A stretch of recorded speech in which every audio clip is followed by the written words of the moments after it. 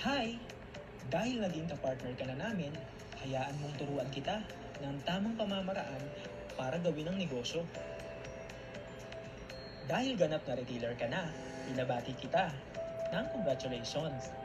Alam kong excited ka ng magbenta at kumita. Pero bago yan, hayaan mong turuan muna kita para di sumakit ang ulo mo at maiwasan ang mga problema.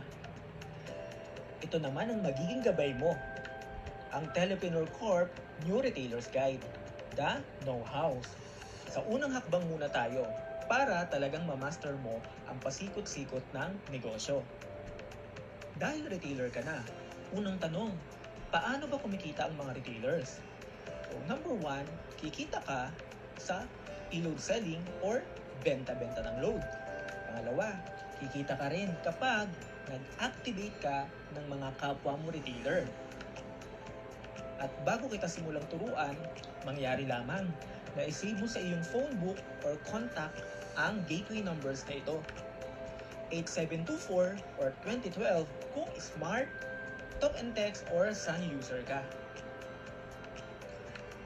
Pero kung Globe, TM or Cherry user ka, pumili ka na lang ng isa sa mga gateway sa baba at isave mo sa phone book mo. Ito ang gateway ng Globe, TM at Cherry. Ito naman ang para sa Sun Cellular. At ito ang gateway para sa Smart, Talk and Text at ganun din ito. Ang gagawin mo, maaari kang mamili ng isa or dalawa sa mga numerong yan at yun ang isave mo sa phone book mo dahil lahat ng transaction command ay dyan mo isasend. Kung nasave mo na ang mga gateways sa cellphone mo, magsimula na tayo. Number 1, paano mag-load sa mga customers? So, ang gagawin mo, pumunta ka sa right message ng cellphone mo at i-type ang mobile number, space amount, and send to gateway. For example, yan yung number, space 60. At send mo lang sa gateway or sa 8724. Paano naman? Kung ang niloload mo or ipinapaload sa'yo ay promo code, yung mga unli-unli. Take note, kailangan lagi kang mag-refer sa loading guide mo dahil nandun ang mga product code. So, ganun din. Itatype mo lang din yung number ng customer. For example, Alltex 10, ang product code niyan ay 8010. And then, send mo na sa gateway at yun ang matatanggap niya. Take note, pwedeng gamitin ang 8724 or 2012 kapag Smart, Talk and Text or Sun user ka. Ngayon, kung hindi ka naman Smart, Talk and Text at Sun user, pwedeng gamitin mo ang 11-digit gateway. Paano naman mag-load ng same number at same amount? Halimbawa, may nagpapaload sa iyo ng 3 regular 150 sa Sun Cellular na magkapareho lang number na loloadan. So ang gagawin natin, syempre, pumunta ka ulit sa right message ng cellphone mo at i-type ang mobile number, space amount at send sa gateway. Sa unang load ng 150, ganito ang gagawin mo. Pero sa pangalawa, kailangan nang maglagay ng space A sa dulo. Bakit? Kasi pag hindi ka naglagay ng space A, automatic ay ma-filter yan ng system natin at babasahin niya lang yon as double send. So dapat may space A para pumasok yung pangalawang load. At sa pangatlo naman ay space B. So gagawin natin yan kapag magkakapareho lang ang number at amount na pinapaload. And send mo na sa gateway. Take note, pag magkaiba naman ng amount pero same number, ay di na kailangan ng space A. Sunod na tanong, paano naman mag-check ng load packet balance? Ang gagawin natin, pumunta ka ulit ng right message. And then, i-type ang BAL and send to gateway. Parang ganito, BAL at send sa gateway. After nyan, meron ka matatanggap na text confirmation kung magkano ang remaining balance mo. Pero, take note, may bawas na 2 piso sa load wallet mo every time na nagbabalance ka. Pero huwag kang mag-alala dahil after mo mag-load sa customer, automatic naman updated ang remaining balance mo. Sunod na tanong, paano mag-refund ng load na hindi pumasok sa customers. So ang gagawin lang natin sa right message, i-type mo lang yung word na help, space, RF, ibig sabihin yan, refund, space, trace number, at yun ang isend mo sa gateway. For example, help, RF, ayun yung trace number, at send mo na sa gateway.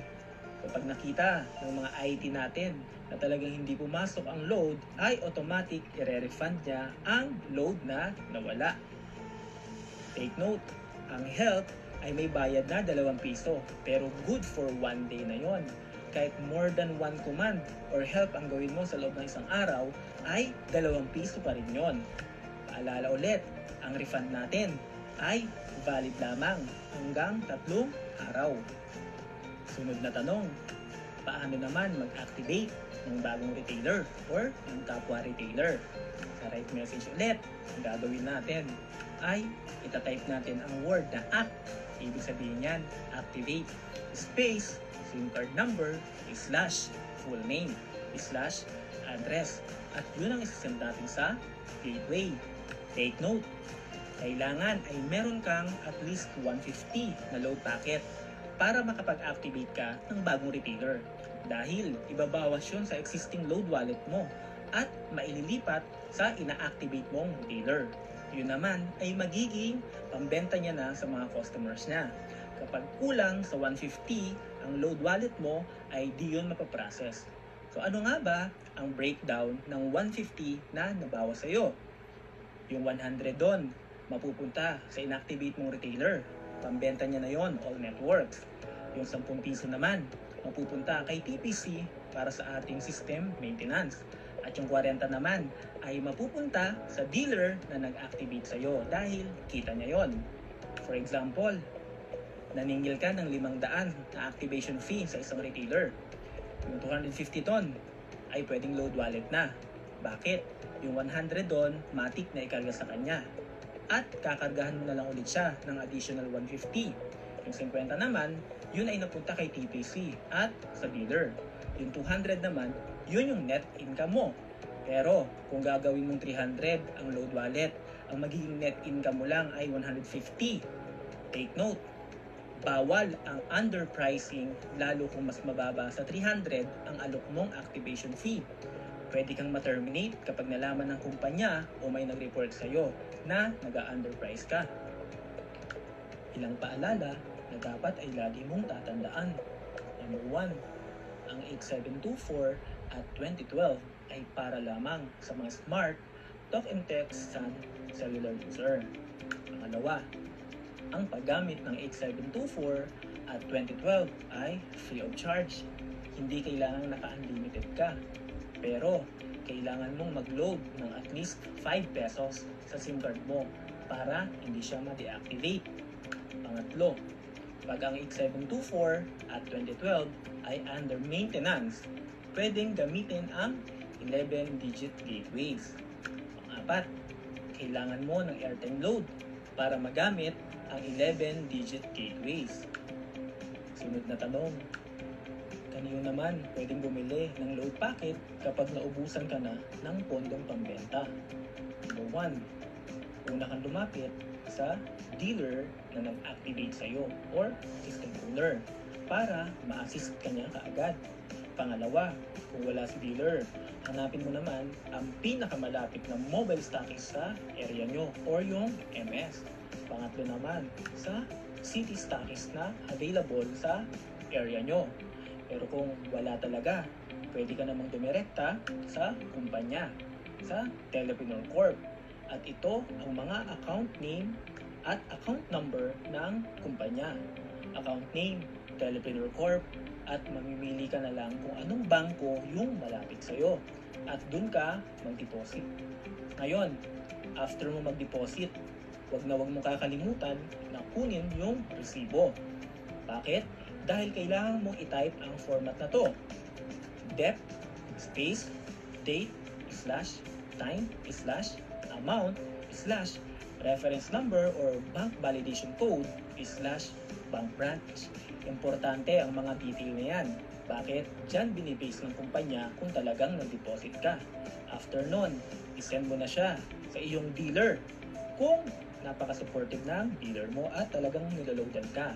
Wala naman sa MS or pwede try CS or pwede rin namang idirekta sa kumpanya.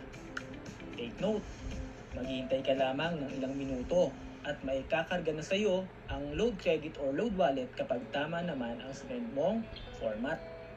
Ito naman ang pinaka-importanting parte ng ating video. Bakit? Tuturuan kita kung anong mga gagawin mo kapag nagkaroon na ng problema or network problems. So, basic troubleshooting para hindi ka nag-aalala. Ang payo ko lang, huwag kang mag-panic. Bakit? Kailangan mo lang i-check ang mga bagay-bagay.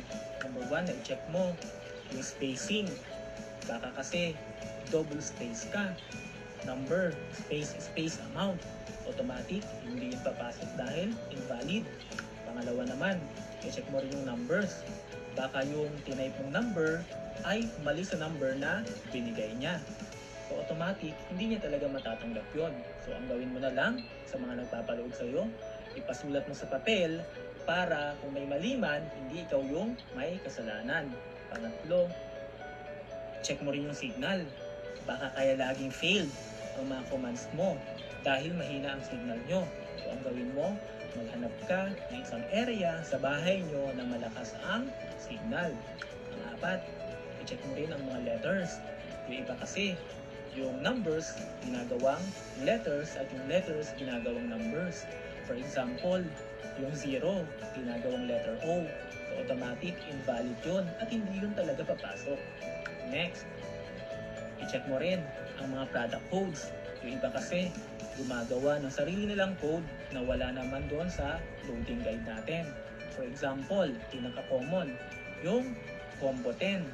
So, ang ginagawa nila, tinatype nila, number, space, combo 10.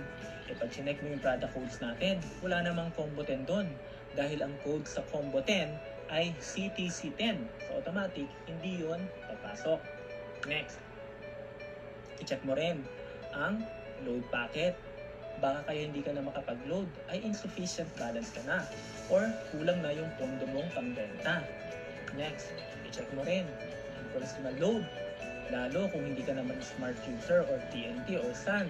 Kung Globe, TM or Cherry ka, dapat talaga meron kang personal load para makapag-text ka ng command. Kung wala, hindi talaga may pag-process yun. Next, i-check mo rin ang inbox capacity.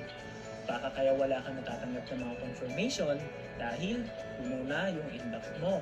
So, i-delete mo na lang yung mga hindi importanteng messages. Next, i-check mo rin syempre ang downtime advisory ng kumpanya. Kasi minsan, nagkakaroon tayo ng maintenance. So, pag maintenance, hindi talaga natin magagamit ang loading platform natin. So, kung downtime po ang 8724 or 2012, pwedeng gamitin ang mga gateways. Next, promo subscription. May mga times na naglo-load sa inyo, nare-refund lang. Bakit? Maaaring kasi yung nagpapaload ay hindi pa expired doon sa promong ginagamit niya. So, kailangan niya munang ma-expire doon para ulit maloadan ng same promo. Next, mobile data. Baka ma-encounter mo na merong nagre-reklamo sa'yo. Ang sabi niya, kakapaload niya pa lang, pero after 2 hours, hindi niya naman ginamit pero naubos. I-check mo, baka bukas ang mobile data niya. Kahit hindi siya nag-internet, basta bukas yun, automatic kakainin ang load niya. Next, text signature. Bawal po ang text signature sa ating mga command. Yung mga nasa dulo nakalagay, Pogi 123, Beautiful 101, mga something ganon. So, bawal po yun dahil automatic, invalid command po yun. Next, syempre, check nyo rin po ang ginagamit yung gateway. Kasi mamaya po, hindi talaga gateway ng TPC yung sinisendan mo ng command. Iba po kasi ginagawang gateway, yung number ng upline nila o yung number ng asawa nila. So, hindi po talaga papasok yun.